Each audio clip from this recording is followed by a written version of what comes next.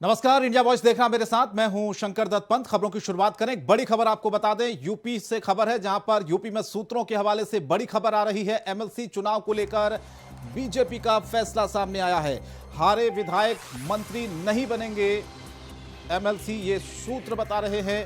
अन्य कार्यकर्ताओं को अवसर देगी भारतीय जनता पार्टी इस बार, ये भी सूत्रों के हवाले से खबर है। चुनाव में हुई सरकार के 11 मंत्रियों की हार और हारे नेता अब एमएलसी उम्मीदवार नेता नहीं बनेंगे, ये सूत्र बता रहे हैं। और साथ ही साथ बाकी जो कार्यकर्ता हैं उनको इस बार अवसर देने का विचार चल रहा है। तो चुनाव में दरअसल आपको बता दें 11 मंत्रियों की इस बार हार भी हुई है और इसीलिए अब इस पर विचार चल रहा है कि हारे नेता एमएलसी उम्मीदवार नहीं बनेंगे। तो बड़ी खबर है सूत्रों के हवाले से उत्तर प्रदेश की सियासत से, जहां पर एमएलसी चुनाव को लेकर यह फैसला भारतीय जनता पार्टी का।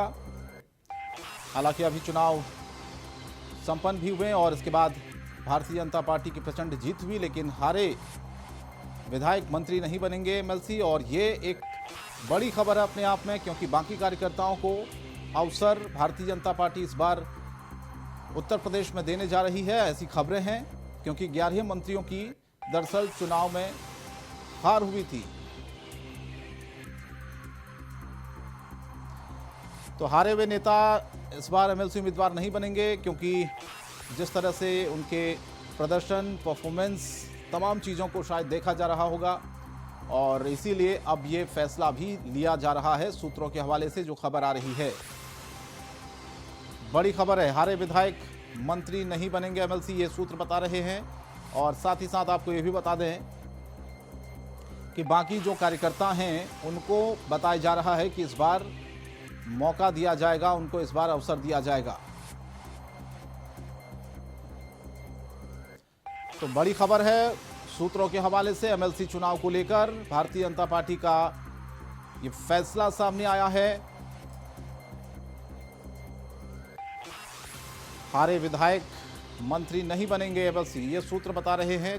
बाकी जो कार्यकर्ताओं को है उनको बीजेपी इस बार अवसर देने का मन बना रही है, सोच रही है, उस पर विचार चल रहा है। सूत्र ये भी बता रहे हैं, क्योंकि जब अभी चुनाव परिणाम आए उसके बाद सरकार के 11 मंत्रियों की इसमें हार भी हुई और हारे नेता नहीं बनेंगे एमएलसी उम्मीदवार, ये सूत्र बता रहे हैं।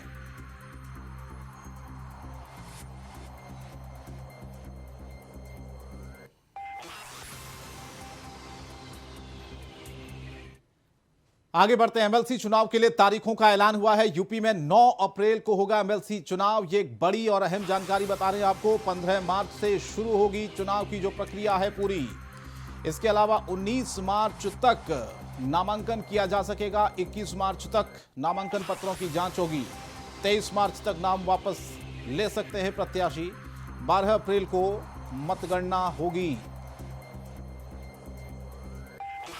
तो बड़ी खबर इस वक्त, नामांकन प्रक्रिया दरअसल 19 मार्च तक चलेगी। 19 मार्च तक नामांकन किए जा सकते हैं। 21 मार्च तक नामांकन पत्रों की जांच की जाएगी। एक और बड़ी खबर लखनऊ से इस वक्त आ रही, जहां पर बीजेपी तैयार कर रही है एमएलसी प्रत्याशियों की लिस्ट। ये बड़ी जानकारी है। बीजेपी ने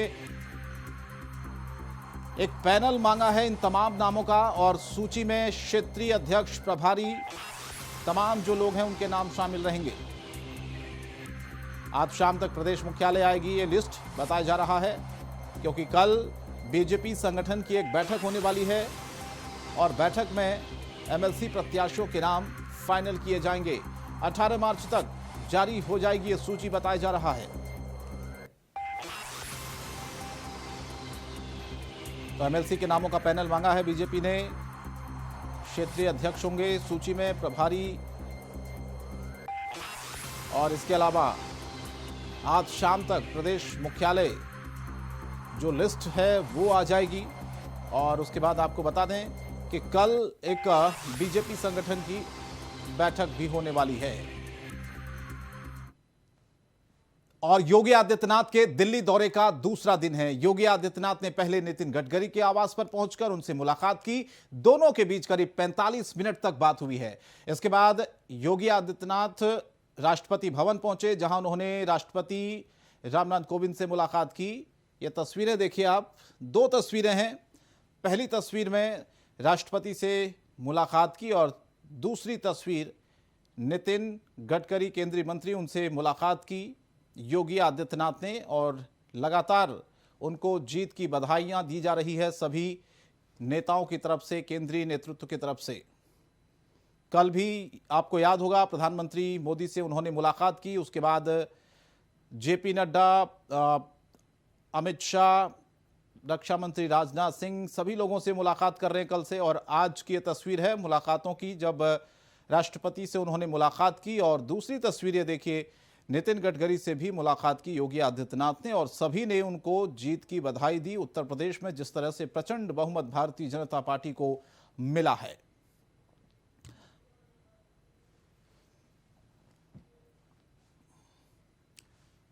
और रालोद के राष्ट्रीय अध्यक्ष जयंत चौधरी विधानसभा चुनाव के परिणामों के बाद एकदम से अलर्ट मोड पर आ गए हैं। जयंत चौधरी ने विधानसभा चुनाव में आशा के अनुरूप पार्टी को सीट न मिलने पर बड़ा फैसला लिया है। पार्टी अध्यक्ष जयंत चौधरी प्रदेश, क्षेत्रीय और जिला स्तर पर बने सभी फ्रंटल संगठनों को भंग कर दिया है। तो आरएलडी की तरफ से कार्रवाई की गई है, सभी फ्रंटल संगठनों को भंग कर दिया गया है। यूपी के सभी फ्रंटल संगठन जो कि तत्काल भंग किए गए हैं, क्योंकि जिस तरह से विधानसभा चुनाव में आरएलडी को बहुत उम्मीदें थी, लेकिन जिस तरह से उसका प्रदर्शन रहा, उसके बाद अब ये कार्रवाई जयंत चौधरी की तरफ से की गई है। सभी फ्रंटल संगठन को तत्काल भंग कर दिया गया है और वजह इसके पीछे विधानसभा चुनाव में उनके प्रदर्शन को लेकर।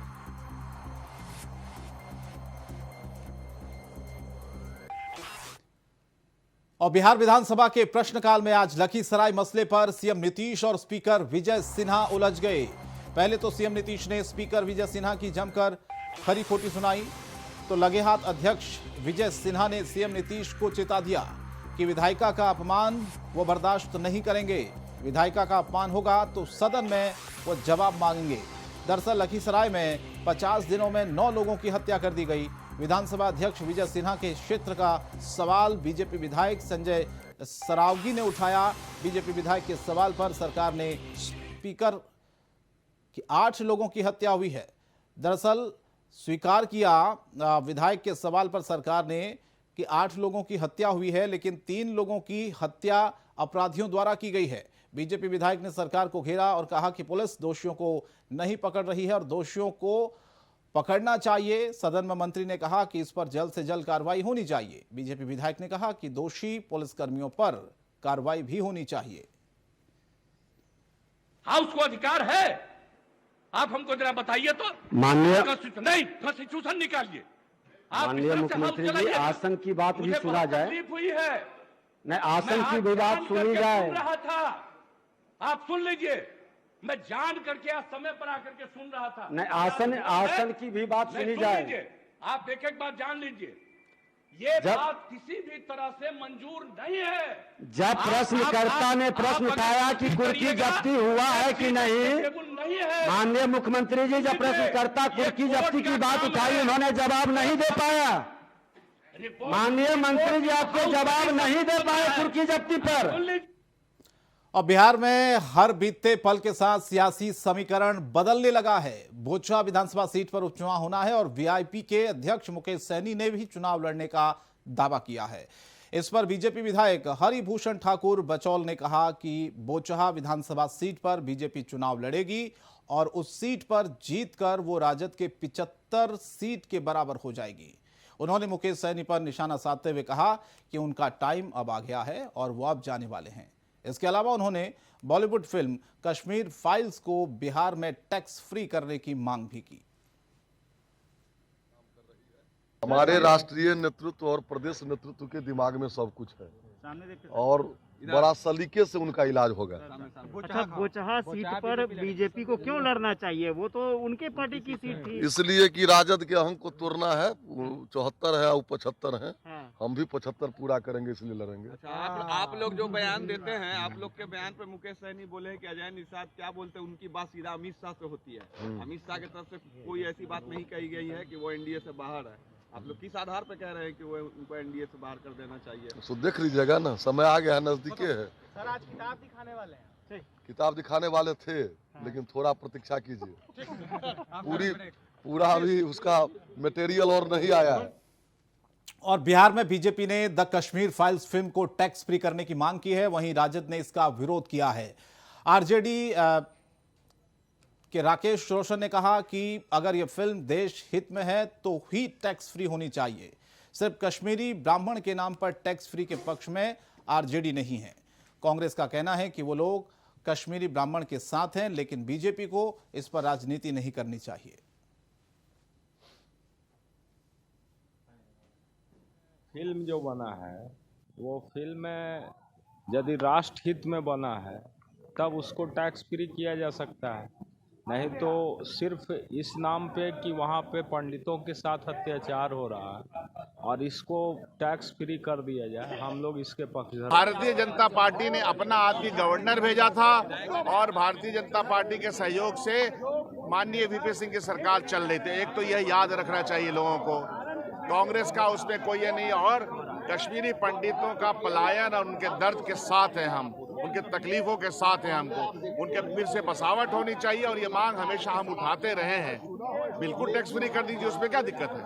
बिहार में टैक्स फ्री होना चाहिए। ऐसी फिल्में जो सच्चाई के आधारित हो उसको टैक्स फ्री करना चाहिए, उसमें कहीं कोई दिक्कत नहीं। लेकिन इस सत्य को कौन इनकार करेगा कि जगमोहन जी जब गवर्नर थे और भाजपा के सहमति से सरकार थी, उसी सरकार के जमाने में 1990 में ये हुआ था। और झारखंड विधानसभा सत्र से पहले सदन के बाहर बीजेपी ने सरकार पर आरोप लगाते हुए कहा कि कोरोना काल बीत गया, लेकिन राज्य सरकार ने हिंदुओं के पर्व में बाधा डालना बंद नहीं किया। वहीं अब रामनवमी नजदीक है और इसीलिए उन्होंने रामनवमी जुलूस निकालने की अनुमति मांगी है। विधायक मनीष जायसवाल ने कहा कि हजारीबाग में रामनवमी का जुलूस काफी भव्य तरीके से निकलता है, यहां दूसरे राज्य से भी लोग जुलूस में शामिल होने आते हैं, जिसे देखते हुए वो राज्य सरकार को जुलूस निकालने की अनुमति चाहते हैं। जुलूसों पर से अभी तक प्रतिबंध नहीं हटाया गया। अब इस पर तो हम कोई कमेंट नहीं करना चाहेंगे, लेकिन अभी होली का समय है, होली के तुरंत बाद में रामनवमी आने वाला है और आप जानते हैं कि हजारीबाग का जो रामनवमी है वो विश्व विख्यात रामनवमी है और हिंदुओं की आस्था का एक बहुत बड़ा केंद्र है। तो अभी इस कोविड के नाम पर सरकार की मंशा है जो देखने को मिल रहा है, क्योंकि हम लोगों ने सभी जगह पर रिप्रेजेंटेशन दिया है, लेकिन कहीं पर भी सकारात्मक जो है जवाब नहीं मिल पा रहा है कि ये लोग करना क्या चाहते हैं। और बिहार में होने वाले एमएलसी चुनाव और होली के दौरान बेहतर कानून व्यवस्था को लेकर पुलिस सख्त हो गई है और इसी को लेकर प्रदेश के विभिन्न जिलों में छापेमारी हुई है। अचानक हुई इस छापेमारी से जेलों में हड़कंप मचा हुआ है। प्रशासनिक अधिकारी जेल के अंदर छापेमारी करने पहुंचे तो कैदियों के होश उड़ गए।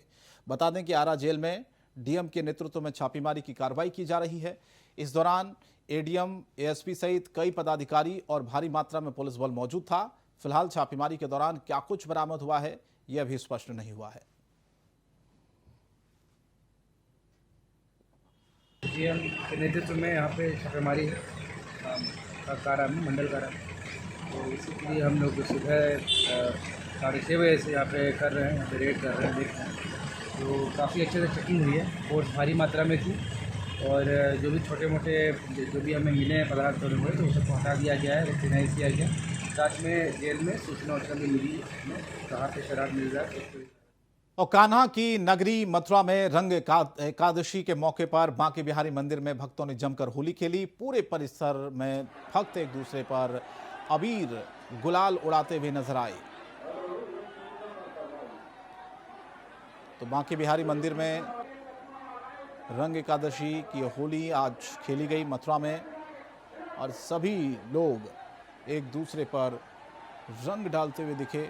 बांके बिहारी मंदिर में ये बड़ा कार्यक्रम रंग एकादशी के दिन आज सभी भक्त दूर दूर से यहाँ पहुँचे और इस कार्यक्रम में शामिल हुए। तो रंग एकादशी के मौके पर अबीर गुलाल उड़े, लोगों ने जमकर एक दूसरे को अबीर गुलाल लगाया और ये एक अलग ही होली मथुरा की अपने आप में होती है। और जैसे जैसे दिन नज़दीक आ रहे हैं, होली का जो उत्साह है वो बांके बिहारी की नगरी में और ज़्यादा भव्य हो जाता है। मथुरा की लठमार होली हो, बांकी रंग की होली हो, पिचकारी होली, तमाम ऐसी होलियां मथुरा में प्रसिद्ध है अपने आप में। और ये रंग एकादशी के आज जब बांके बिहारी मंदिर में तमाम भक्त पहुँचे और अबीर गुलाल सभी ने एक दूसरे को लगाया और होली की मुबारकबाद दी। और अयोध्या में रंग भरी एकादशी पर इस बार खास होली मनाई जा रही है, क्योंकि इस बार विधानसभा चुनाव में फिर से योगी आदित्यनाथ की पूर्ण बहुमत के साथ सरकार बनी है। इसी को लेकर अयोध्या के साधु संतों में भी खुशी का माहौल है। खुशी का इजहार करने के लिए इस बार की होली बेहद उत्साह के साथ मनाई जा रही है, जिसकी शुरुआत अयोध्या के हनुमानगढ़ी से हुई, जहां नागा साधुओं ने भगवा होली खेलते हुए हनुमानगढ़ी का निशान लेकर विभिन्न मंदिरों में टोलियों के रूप में गए और साधु संतों को रंग लगाकर होली खेली। आज अपार उत्साह है। आज रंग भरी एकादशी है। आज से हम लोग जो है हनुमान जी निशान के रूप में, प्रतीक रूप में हनुमान जी महाराज की पूजा आरती करने के बाद निकले हैं। पंचकोसी परिक्रमा करेंगे। पंचकोसी के अंतर्गत विभिन्न प्रमुख मंदिरों में हनुमान जी को ले चलेंगे, पूजा आरती वहाँ के पूज्य संत करेंगे, हनुमान जी महाराज को गुलाल लगाएंगे। उसके बाद हनुमान जी ठाकुर जी को गुलाल लगाएंगे। और अपार उत्साह इस बार और भी है, क्योंकि सनातन धर्म संस्कृति की सरकार, हिंदुत्व की सरकार, आज अपार उत्साह। तो अयोध्या में भी हनुमानगढ़ी में ये होली का त्यौहार आज भव्य तरीके से मनाया जाता है, क्योंकि आज के दिन भी ये खास मथुरा के साथ साथ अयोध्या में भी रंग भरी एकादशी की होली जो है वो खेली जाती है। और तमाम जो साधु संत हैं वो इस बार अलग ही उत्साह में हैं, क्योंकि उत्तर प्रदेश में जिस तरह से भारतीय जनता पार्टी की प्रचंड बहुमत के साथ सरकार बनी, इससे ज़्यादा उत्साहित हैं तमाम जो साधु संत हैं अयोध्या के भी। और इसीलिए अब आज ये ख़ास मौका था रंग एकादशी का, जिस दिन अयोध्या के हनुमानगढ़ी में भी ये होली का जो सेलिब्रेशन है रंग भरी एकादशी का वो किया गया। तमाम साधु संत जो कि एक दूसरे पर रंग गुलाल उड़ाते नजर आए।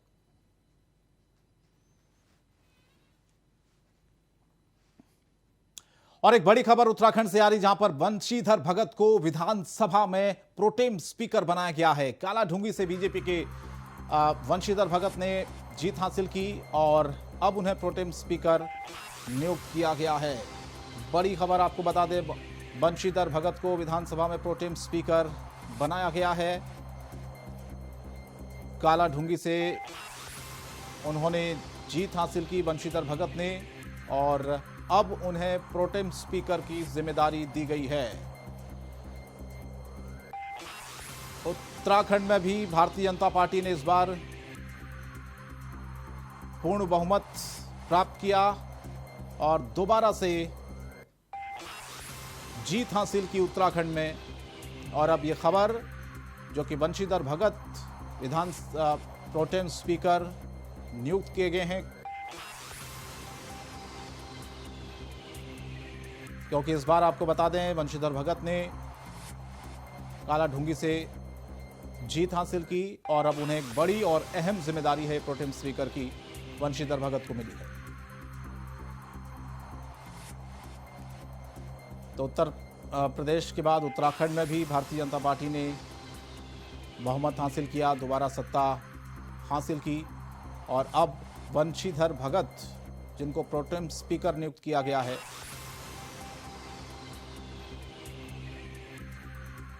अवनीश प्रेमी हमारे स्टेट हेड इस वक्त हमारे साथ ऑनलाइन पर जुड़ रहे हैं।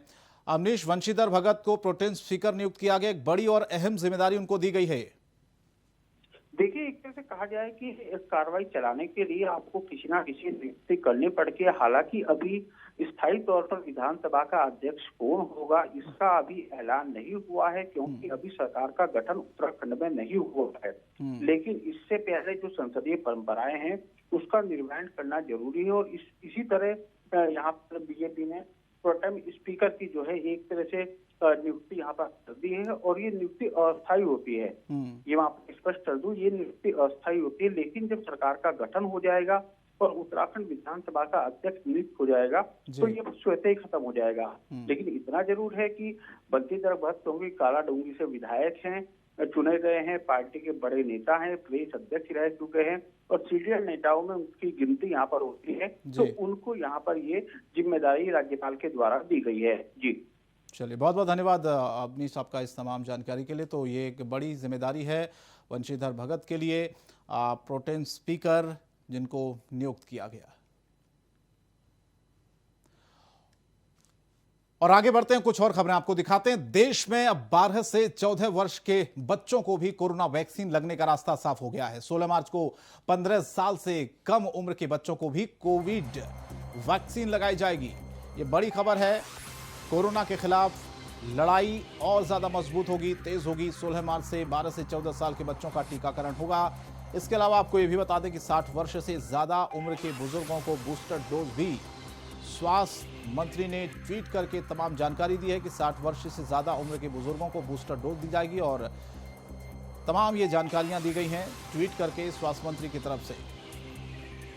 तो 12 से 14 साल के बच्चों का टीकाकरण होगा 16 मार्च से। ये एक अच्छी खबर है क्योंकि कोरोना को हराना है, कोरोना गया नहीं है, इसीलिए सावधानियां भी बरतनी है।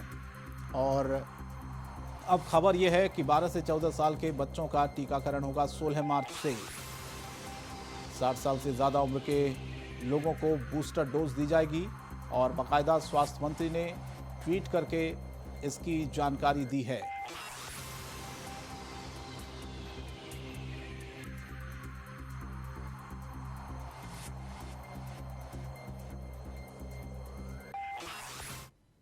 और केंद्रीय स्वास्थ्य मंत्री मनसुख मांडविया ने ट्वीट में लिखा है कि बच्चे सुरक्षित तो देश सुरक्षित। मुझे बताते हुए खुशी है कि 16 मार्च से 12 से 13-14 आयु वर्ग के बच्चों का कोविड टीकाकरण शुरू हो रहा है। साथ ही 60+ आयु के सभी लोग अब प्रिकॉशन डोज लगा पाएंगे। मेरा बच्चों के परिजनों व 60+ आयु वर्ग के लोगों से आग्रह है कि वैक्सीन जरूर लगवाएं।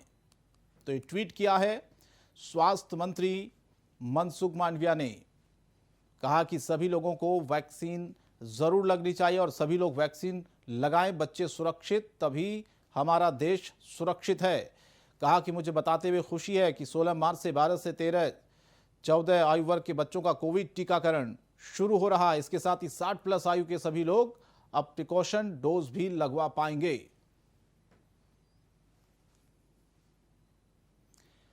होली और शब-ए बारात को लेकर देवघर में एसडीओ दिनेश कुमार यादव की अध्यक्षता में सभी पुलिस अधिकारियों की बैठक हुई है, जिसमें शांति समिति के सदस्यों ने भी शिरकत की। बैठक में संवेदनशील स्थानों को चिन्हित करने और अतिरिक्त पुलिस बल तैनात करने को लेकर दिशा निर्देश दिया गया। विधि व्यवस्था में कोई परेशानी ना हो, इसके लिए बड़े पैमाने पर दंडाधिकारी की भी प्रतिनियुक्ति की गई। और शब-ए बारात का जो त्यौहार है मुस्लिमों का, तो वो भी आ रहा है। तो इसके आलोक में एक शांति समिति की बैठक यहाँ पे अनुमंडल स्तर पर बुलाई गई थी, जिसमें सभी थाना प्रभारियों को बुलाया गया था। एसडीओ साहब भी उसमें मौजूद थे। तो उनको सभी को निर्देश दिया है कि चूंकि दोनों पर्व, जो एक हिंदू पर्व है, एक मुस्लिम पर्व है, दोनों एक साथ ही कोइंसाइड कर रहे हैं, तो इसमें विधि व्यवस्था की संभावना, सिचुएशन उत्पन्न होने की काफी संभावना है। और फिलहाल इस बुलेटिन में इतना ही। इंडिया वॉइस पर खबरें जारी हैं। नमस्कार।